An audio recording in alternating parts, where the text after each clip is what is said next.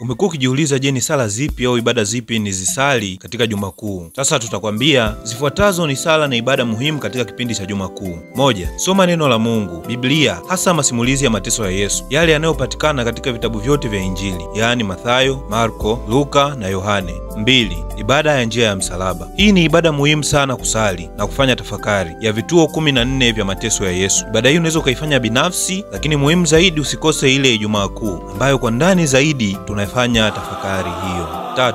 Rozari, mafungu ya uchungu. Sali rozari kwa uchaji kamili na tafakari ya matendo yote matano ya uchungu. Ukitafakari tangu tendo la kwanza ambapo Yesu anatoka jasho la damu kule bustanini Getsemane hadi Yesu anapoteswa na kufa msalabani. 4. Rozari ya mateso 7 ya Bikira Maria. Katika kutafakari mateso yake Kristo, tushiriki ibada hii pamoja na mama, tukitafakari mateso aliyoyapata katika safari ya ukombozi, aliyoshirikishwa kama mama na mwanaye katika ukombozi wetu. 5. Novena ya huruma ya Mungu. Ibada hii Mtakatifu Faustina alifundishwa na Yesu Kristo mwenyewe. Novena hii huanza Ijumaa Kuu hadi Jumapili ya huruma ya Mungu, ambayo ni Jumapili ya pili baada ya Pasaka. Novena hii ni muhimu sana kwa ajili ya kujichotea neema na baraka za Yesu mfufuka. 6. Saa takatifu. Hii ni kutenga muda wa kuwa na Yesu katika kuabudu Ekaristi Takatifu walau kwa saa moja, hasa Alhamisi Kuu usiku, tukikumbuka mateso yake bustanini Getsemane, yaani kukaa lisali moja na Yesu kama ambavyo alikuwa anawaasa watumishi wake usiku wa Alhamisi Kuu. 7. Masifu ya asubuhi, hasa katika siku hizi 3 kuu, kuanzia Alhamisi Kuu hadi Jumamosi Kuu, kwa sababu hakuna misa yoyote ambayo inaruhusiwa fanywa tofauti na zile za ibada ya jioni. Kanisa linatoa tafakari nzuri kutoka maandiko na mababa wa kanisa ili kutuandaa vyema katika liturujia ya siku hizo jioni.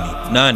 Maneno 7 ya mwisho ya Yesu msalabani. Fanya tafakari ya maneno 7 ya mwisho ya Yesu aliyosema akiwa msalabani, ambapo alikuwa karibia kufa. Ibada hii ni maalumu zaidi siku ya Ijumaa Kuu alasiri, yaani saa 9. Maneno hayo hupatikana katika vitabu vyote vya Injili pale kwenye mateso ya Yesu. Wapendwa, hizi ni baadhi ya ibada muhimu katika Juma Kuu, hivyo usibaki pasipo kusali. Weka nia binafsi na ujichotee baraka katika kipindi hichi maalumu na muhimu sana cha kutafakari na sala ya toba. Hivyo tushiriki na Yesu katika mateso, nasi tukitegemea kufufuka naye. Nawatakia Juma Kuu njema lenye tafakari na toba ya kweli. Tumsifu Yesu Kristo.